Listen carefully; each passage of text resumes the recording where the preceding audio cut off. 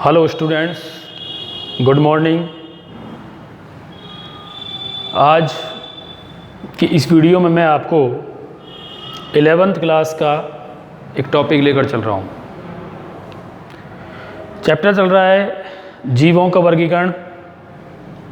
इस चैप्टर में मैं आपको मोनेरा जगत, प्रोटिस्टा जगत, फंजाई जगत के विषय में पढ़ा चुका हूँ। इससे पहले वाली वीडियो में मैंने आपको अकैरियोटिक जीवों के बारे में बताया था। अकैरियोटिक जीव जिनको आर.एच. व्हिटेकर ने अपने वर्गीकरण में कोई स्थान नहीं दिया था, उन्हीं की बात कर रहा था, जिसमें वायरस, प्रियन, वायरॉइड ये अकैरियोटिक जीव थे। ऐसा ही एक जीव है जिसकी वजह में आज हम पढ़ा रहे हैं आपको, लाइकेन या सैक। इस लाइकेन को भी आर.एच. व्हिटेकर ने अपने वर्गीकरण में कोई स्थान नहीं दिया था। ठीक है, आज हम लाइकेन के विषय में पढ़ेंगे कि लाइकेन क्या होता है, क्या इसका इम्पोर्टेंस है, इकोलॉजिकल इम्पोर्टेंस क्या है इसका,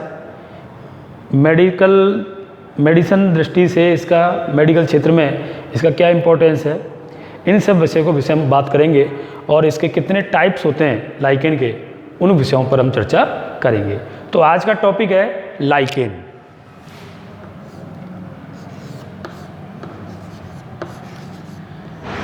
लाइकेन को सैक भी कहा जाता है, सैक। ठीक है, ये एक सहजीविता का एक उत्तम उदाहरण है। सहजीवी होता है ये। लाइकेन दो अलग अलग प्रकार के जीवों का एक सहजीवी संबंध है। दो अलग अलग प्रकार के जीव पाए जाते हैं। कौन कौन से? नील हरित शैवाल, ब्लू ग्रीन एल्गी और फंजाई।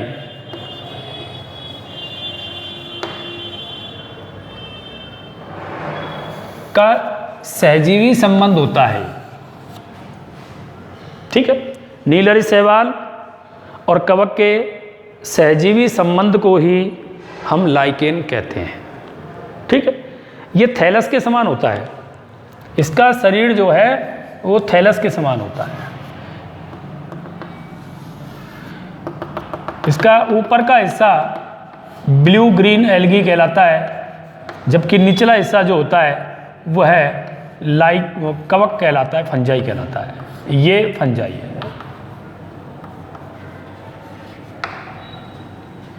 फंजाई, ठीक है। फंजाई और कवक दोनों से मिलकर बना है। इसमें जो फंजाई वाला हिस्सा है, इसको, फंजाई वाले हिस्से को माइकोबायोन्ट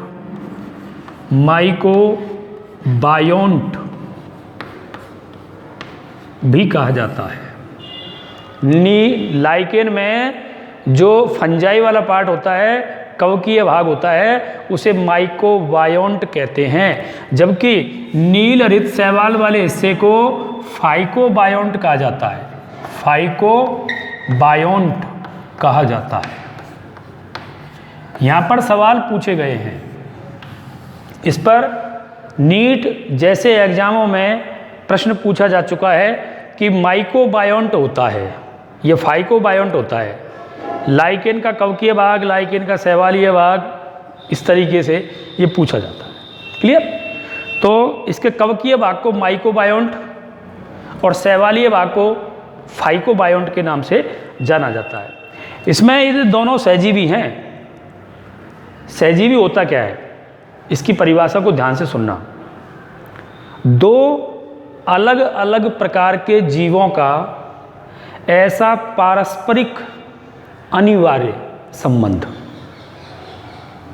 पारस्परिक अनिवार्य संबंध, जिसमें दोनों ही जीव एक दूसरे को लाभ पहुंचाते हुए जीवन व्यतीत करते हैं, उनके इस संबंध को सहजीवन कहते हैं। और इन ऐसे दोनों जीवों को सहजीवी कहा जाता है। मैंने कहा ये संबंध अनिवार्य होता है। इसमें एक जीव के बिना दूसरा जीव जीवित नहीं रह सकता है। सहजीवी संबंध की सबसे बड़ी कंडीशन है ये। अनिवार्य, इनिशियल होता है ये संबंध, एक दूसरे के बिना ये रह ही नहीं सकते। अगर हम कवक को हटा देंगे तो जो सहवालीय भाग है वो डिस्ट्रॉय हो जाएगा, और सहवाल को हटा देंगे तो कवक वाला भाग डिस्ट्रॉय हो जाएगा। क्लियर? तो ये बातें हुई। तो दोबारा ध्यान से सुन लो, सहजीवी की परिभाषा, दो अलग अलग प्रकार के जीवों का ऐसा पारस्परिक अनिवार्य संबंध जिसमें दोनों जीव एक दूसरे को लाभ पहुंचाते हुए जीवन व्यतीत करते हैं, वे सहजीवी कहलाते हैं और उनके इस संबंध को सहजीवन कहते हैं। क्लियर? अब क्या लाभ पहुंचाते हैं, कौन क्या काम करता है? जो कवक वाला हिस्सा है माइकोबायोन्ट, ये अपने कवक तंतुओं के द्वारा मृदा से, सॉइल से वाटर मिनरल्स का एब्जॉर्वेशन करके एल्गी को प्रोवाइड करवाता है। ठीक है? कवक वाला हिस्सा जो है मृदा से जल और खनिज लवणों को अवशोषित करके शैवाल को उपलब्ध कराता है, और शैवाल जो होती है नीलरी शैवाल, वह प्रकाश संश्लेषण के द्वारा अपना भोजन बनाती है और कवक को प्रोवाइड करवाती है। तो एक दूसरे का सहयोग करते हैं। क्लियर? एक दूसरे के बिना ये रह नहीं सकते। तो ये तो बात हुई इनकी। ये जो लाइकेन है, ब्लू ग्रीन एल्गी, जो लाइकेन में ब्लू ग्रीन एल्गी होती है, शैवाल होती है नीलरी शैवाल, उसमें नाइट्रोजन फिक्सेशन की अतिरिक्त क्षमता पाई जाती है। ये नाइट्रोजन फिक्सेशन की क्षमता पाई जाती है, और ये क्षमता बड़ी इंपॉर्टेंस होती है इसके लिए, जिसकी वजह से इसका महत्व बढ़ जाता है। मैं बताऊंगा इसका महत्व कैसे बढ़ा, इस नाइट्रोजन स्थिरीकरण की क्षमता की वजह से बताऊंगा अभी आपको। ठीक है? अब बात करते हैं कि भाई जो लाइकेन है वो होती कितने प्रकार की है। तो देखो, लाइकेन 3 प्रकार की होती है।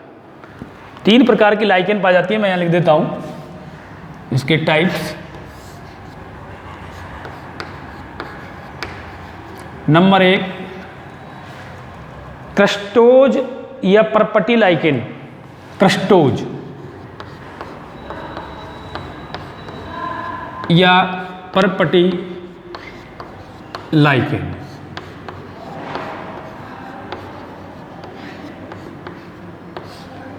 क्रस्टोज या परपटी लाइकेन जो होती है वो बिल्कुल चपटी होती है, थैलॉइड होती है, थैलस के समान होती है। जैसे किसी चट्टान पर कोई परत रूपी परत के समान पाई जाती है। ना इसमें कोई जड़ होता है, ना कोई तना होता है, ना कोई पत्ती होती है, केवल एक परत के रूप में पाई जाती है। देखा होगा कई बार नदी तालाब के किनारे जो पत्थर होते हैं उन पे हरे रंग की काई छा जाती है, एक परत के रूप में काई सी छा जाती है ना, उस तरीके से ये भी एक परत के रूप में पाया जाता है, परपटी लाइकेन। इसके प्रमुख उदाहरणों में यदि हम बात करें तो इसके जो प्रमुख उदाहरण हैं परपटी लाइकेन के, वो इसके अंदर आ जाते हैं आपके हीमोटीमा, ग्रेफिस और स्क्रिप्टा।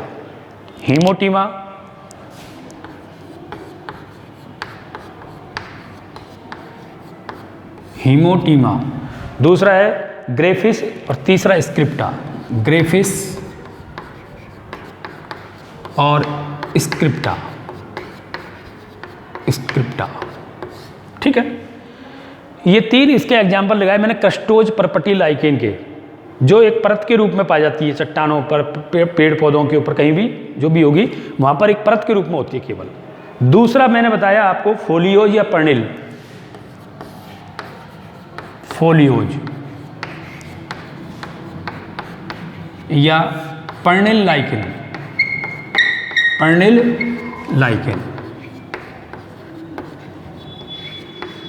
ध्यान दो, ये भी थैलॉइड होती है, लेकिन इसमें पर्ण जैसी रचनाएं बन जाती, वास्तविक पत्तियां नहीं बनती हैं, पत्ती जैसी रचनाएं, छोटी छोटी पत्ती जैसी रचनाएं बन जाती हैं, इसलिए इसको पर्निल लाइकेन भी कहा जाता है। क्लियर? ये सबसे कम विकसित होती है, इससे ज़्यादा विकसित पर्निल लाइकेन होती है। ठीक है? और इसके जो प्रमुख उदाहरण है उसके अंदर पेल्टिगेरा और फीसिया। पेल्टिगेरा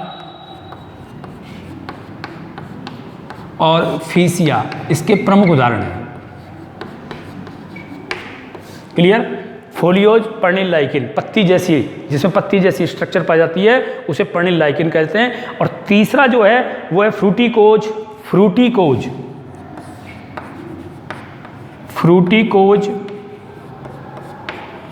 या फलयुक्त लाइकेन। ये लाइकेन जो होती है शाखित होती है, इसकी शाखाएं जो होती हैं, ये लाइकेन है, ये इसका है, और इसकी पत्ती जैसी, वो फीते जैसी शाखाएं होती हैं, झाड़ी नुमा दिखाई देता है। और प्रत्येक शाखा फीते के समान चपटी होती है और अंतिम सिरा फूलकर मोटा हो जाता है, फूलकर मोटा हो जाता है, ऐसा लगता है एज ए फ्रूट लाइक, इसलिए इसको फ्रूटिकोज या फलयुक्त लाइकेन कहते हैं। झाड़ी नुमा शाखित, शाखाएं बिल्कुल पतली फीते जैसी, और शाखाओं के अंतिम से फूलकर मोटे हो जाते हैं, फल वो फूले हुए भाग फल जैसे दिखाई देते हैं, इसलिए इसको फ्रूटिकोज या फलयुक्त लाइकेन कहते हैं। जिसके प्रमुख उदाहरणों की यदि हम बात करें तो प्रमुख उदाहरणों के अंदर आ जाता है आपके क्लेडोनिया और असनिया। क्लेडोनिया और असनिया इसके प्रमुख उदाहरण हैं। असनिया तो लाइकेन 3 प्रकार की होती है।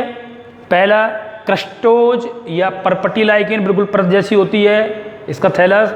दूसरा फोलियोज या पर्णे लाइकेन, ये भी थैलस के समान होता है लेकिन इसमें पत्ती जैसी छोटी छोटी रचनाएं बन जाती हैं। और फ्रूटिकोज या फलयुक्त जो होती है, ये सर्वाधिक विकसित लाइकेन है, झाड़ी नुमा होती है, शाखित होती है, और इसकी शाखाएं फीते के समान चपटी होती हैं जिनके अंतिम सिरे फूलकर मोटे हो जाते हैं।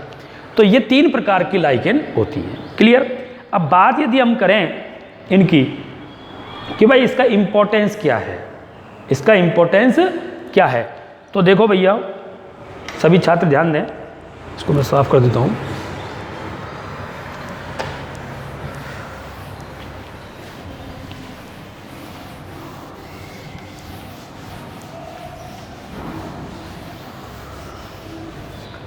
इम्पोर्टेंस की बात यदि हम करें तो लाइकेन जो होती है वो प्राकृतिक प्रदूषण सूचक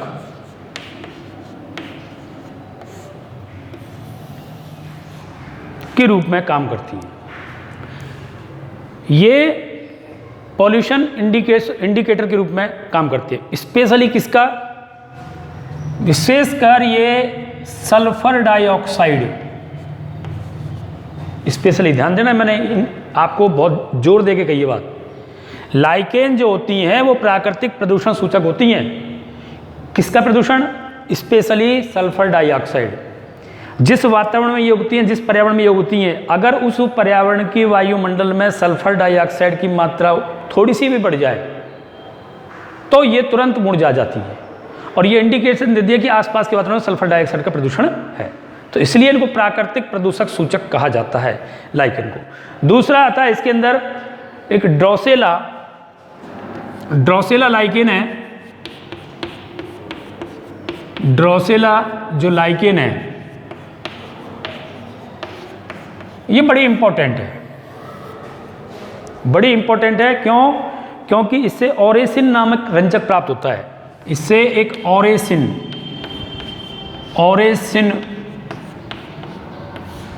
रंजक, एक डाई प्राप्त होती है, कलर प्राप्त होता है, ओरेसिन रंजक। और इसी ओरेसिन रंजक का उपयोग प्रयोगशाला में काम आने वाले लिटमस पेपर बनाए जाते हैं। क्या बनाए जाते हैं? लिटमस पत्र। इसके द्वारा क्या बनाया जाएगा? लिटमस पत्र बनाया जाता है, लिटमस पेपर या पत्र।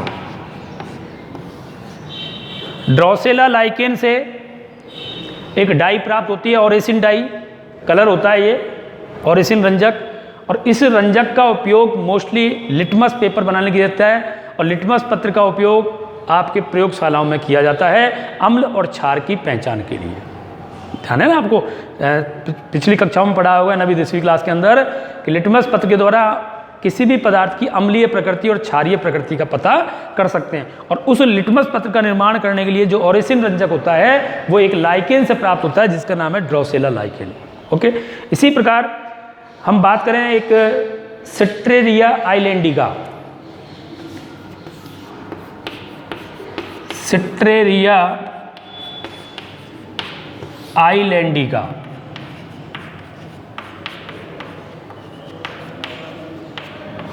लाइकेन, ये लाइकेन जो होती है स्पेशली सिट्रेरिया आइलैंडिका जो लाइकेन है स्पेशली ध्रुवीय प्रदेशों में पाई जाती है और इसको आइसलैंड मास कहा जाता है। क्या कहा जाता है इसको?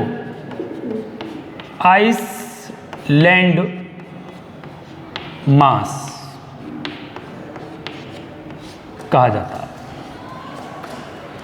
सिट्रेरिया आइलैंडिका लाइकेन, आइस मीन्स ध्रुव, बर्फ, और बर्फ जो है ध्रुवीय प्रदेशों में जमती है। ध्यान रखना, ध्रुवीय प्रदेशों में बर्फीले क्षेत्रों में ये पाई जाती है। इसको आइसलैंड मॉस कहा जाता है। ये खाने के काम आती है। इसको आटे के साथ गूंथ कर, आटे के साथ मिलाकर इसका खाने में उपयोग किया जाता है। इसी प्रकार एक और है क्लेडोनिया रेंजीफोरा।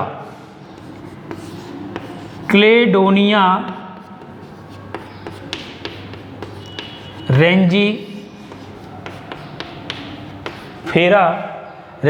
लाइकेन, रेंजीफेरा लाइकेन, ये भी ध्रुवीय प्रदेशों में पाई जाती है। क्लेडोनिया रेंजीफेरा लाइकेन और सिट्रेरिया आइलैंडिका लाइकेन, ये दोनों ध्रुवीय प्रदेशों में पाई जाती हैं। ये जो क्लेडोनिया रेंजीफेरा लाइकेन है, इसको जैसे इसको नाम दिया आइसलैंड मॉस, इसको रेनडियर मास कहा जाता है। क्या कहा जाता है इसको? रेनडियर मास, रेनडियर मॉस कहा जाता है।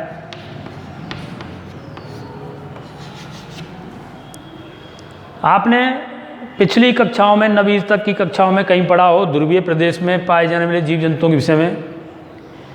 तो ध्रुवीय प्रदेशों में पाए जाने वाले लोगों को एस्किमो कहते हैं, जो बर्फ़ के इग्लू बनाकर बर्फ़ के घर बनाते हैं, जिनको इग्लू कहते हैं। उनके पास वे लोग अपने साथ एक कुत्ता पालते हैं जिसको रेनडियर कुत्ते कहा जाता है, और वे ध्रुवीय प्रदेश के रेनडियर कुत्ते इस लाइकेन को बड़े चाव से खाते हैं, इसलिए इसको रेनडियर मास नाम दिया गया। ठीक है, तो प्राकृतिक प्रदूषण सूचक स्पेशली सल्फर डाइऑक्साइड के लिए काम आते हैं ये। दूसरा, ड्रोसेला लाइकेन से ओरेसिन नामक रंजक प्राप्त होता है जिसके द्वारा लिटमस पत्र बनाया जाता है। सिट्रेरिया आइलैंडिका लाइकेन जो होती है ध्रुवीय प्रदेशों में पाई जाती है, इसको आइसलैंड मास कहा जाता है जिसको आटे के साथ मिलाकर खाया जाता है। और क्लेडोनिया रेंजीफेरा लाइकेन जो है रेनडियर मास कहलाती है, क्योंकि ध्रुवीय प्रदेश में पाए जाने वाले कुत्ते, रेनडियर कुत्ते, इसको बड़े आराम से खाते हैं। इसके अलावा यदि हम बात करें तो क्लेडोनिया जो होता है, क्लेडोनिया और असनिया, ये दो ऐसी लाइकेन हैं जिनसे एंटीबायोटिक प्राप्त की जाती है असनिक अम्ल के रूप में। इससे असनिक अम्ल प्राप्त होता है, इनसे असनिक अम्ल। ये असनिक जो अम्ल है वो एज ए एंटीबायोटिक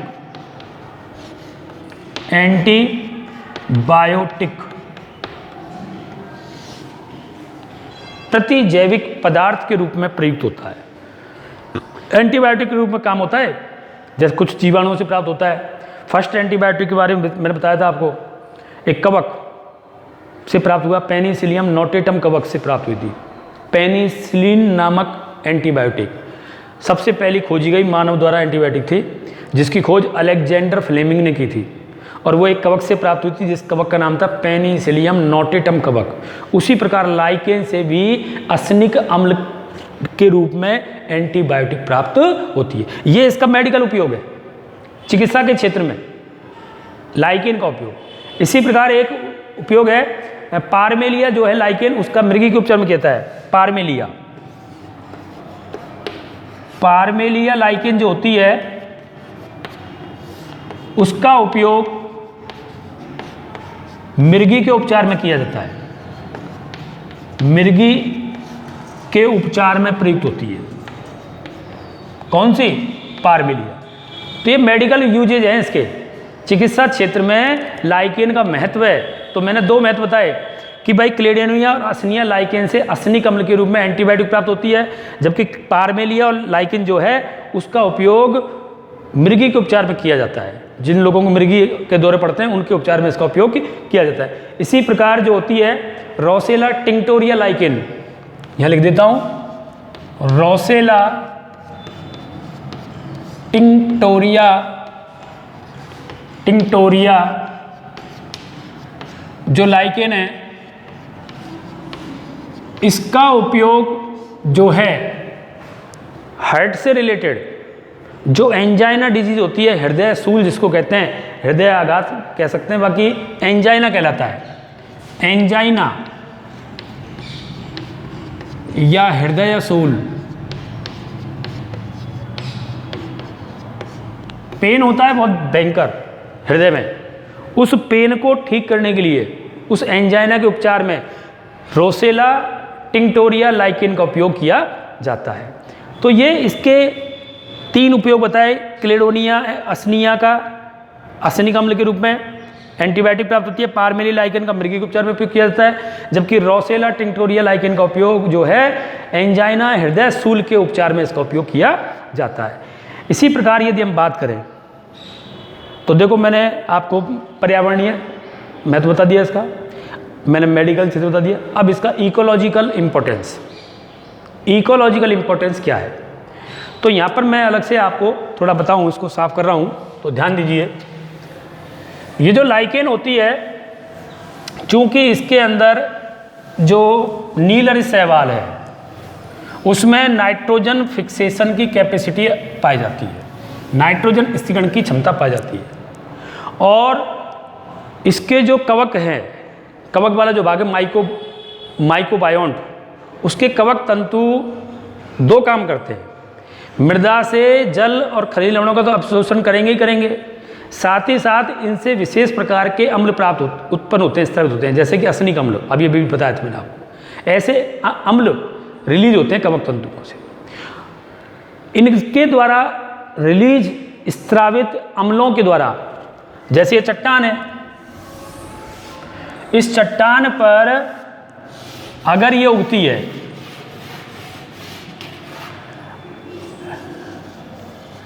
ये परपटी लाइकेन हो गई, अगर इसके कवक तंतु के द्वारा असनिक अम्ल जैसे अम्लीय पदार्थ स्रावित होते हैं तो उसकी वजह से चट्टान का क्षरण होता है।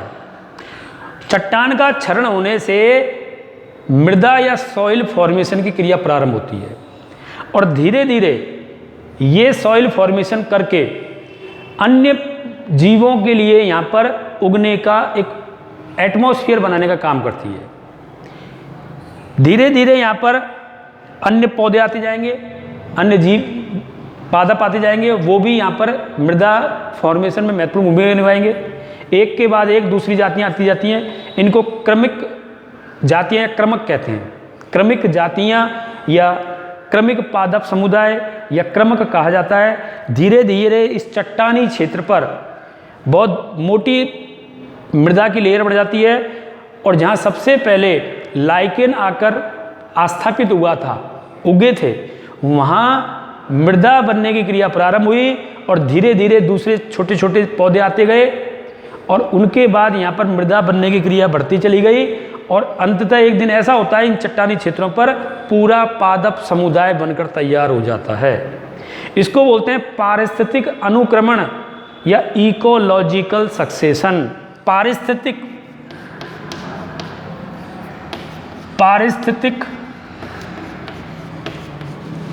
अनुक्रमण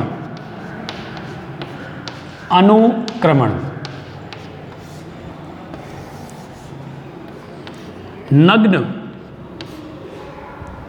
पादप विहीन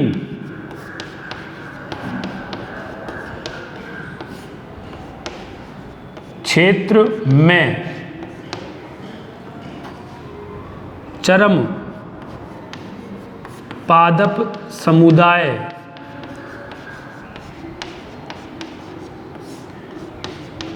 बनने की प्रक्रिया।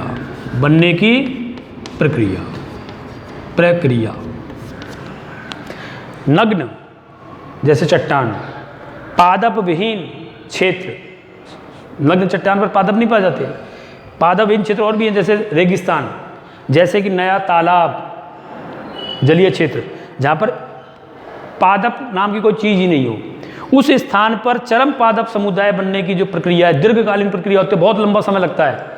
इस संपूर्ण प्रक्रिया को इकोलॉजिकल सक्सेशन या पारिस्थितिक अनुक्रमण कहा जाता है। और इस प्रक्रिया में उस नग्न पादप विहीन क्षेत्र में सबसे पहले आस्थापित होने वाली, सबसे पहले आकर बसने वाली जो जाति है उसको कहा जाता है पुरोगामी जाति। तो ये जो लाइकेन है, ये लाइकेन पुरोगामी जाति के रूप में काम करती है, पुरोगामी जाति के रूप में काम करती है, क्योंकि इसके पास कैपेसिटी है। इसमें उपस्थित नीलहरी शैवाल नाइट्रोजन फिक्सेशन करके अपने लिए नाइट्रोजन उर्वरक प्राप्त कर सकती है, इस नग्न चट्टान के ऊपर अपना प्रकाश संश्लेषण स्वयं कर लेती है, जबकि इसमें उपस्थित कवक तंतु जो होते हैं उनसे स्रावित असनिक अम्ल जैसे अम्लों के द्वारा इस चट्टान का धीरे धीरे क्षरण होता है और मृदा का निर्माण होता है। तो नाइट्रोजन फिक्सेशन और प्रकाश संश्लेषण की कैपेसिटी की वजह से ये लाइकेन ऐसे नग्न पादप विहीन क्षेत्रों में बड़े आसानी से उग जाते हैं, आकर स्थापित हो जाते हैं। इसलिए इसको पुरोगामी जाति कहा जाता है। क्या कहा जाता है इसको? पुरोगामी जाति। तो इसका इंपॉर्टेंस ये हुआ कि ये पारिस्थितिक अनुक्रमण में, इकोलॉजिकल सक्सेशन में जो है पुरोगामी जाति के रूप में काम आती है और वहाँ उस प्रक्रिया को शुरू करती है, पारिस्थितिक अनुक्रमण की प्रक्रिया को शुरू करने में महत्वपूर्ण भूमिका निभाती है। ये इसका इकोलॉजिकल इंपॉर्टेंट है। तो ये बातें मैंने आपको लाइकेन से संबंधित बताई, इसका इंपॉर्टेंस बताया, लाइकेन के प्रकार बताए। लाइकेन, वायरस, प्रियॉन और वायरोइड, ये चारों को RH व्हिटेकर ने अपने वर्गीकरण में कोई स्थान नहीं दिया था, कोई स्थान नहीं दिया था, इसलिए मैंने बीच में इनका उल्लेख किया। अभी RH व्हिटेकर का जो वर्गीकरण पढ़ रहे हैं उसके अकॉर्डिंग हम 3 किंगडम पढ़ चुके हैं, मोनेरा किंगडम, प्रोटिस्टा किंगडम और फंजाई किंगडम। अब 2 किंगडम बचते हैं, एक प्लांटिक किंगडम और एनिमल किंगडम।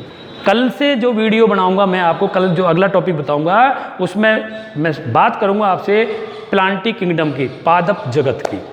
ठीक है, अब तक जो पढ़ा दिया है उसको आप ध्यान से पढ़िए। मैंने आपको इसका PDF बनाकर नोट्स भेज दिया है, उसे आप कॉपी में उतारिए। कहीं किसी प्रकार की कोई दिक्कत हो, समझ में नहीं आए तो आप मुझसे फ़ोन करके संपर्क कर सकते हैं। यहाँ पर इस पारिस्थितिक अनुक्रमण में एक के बाद एक नई जातियाँ आती रहती हैं, ध्यान से सुनना। पारिस्थितिक अनुक्रमण की प्रक्रिया में सबसे पहले तो आती है पुरोगामी जाति और उसके बाद कई जातियाँ यहाँ पर आकर उगती हैं, डिस्ट्रॉय होती हैं, उगती हैं, डिस्ट्रॉय होती हैं।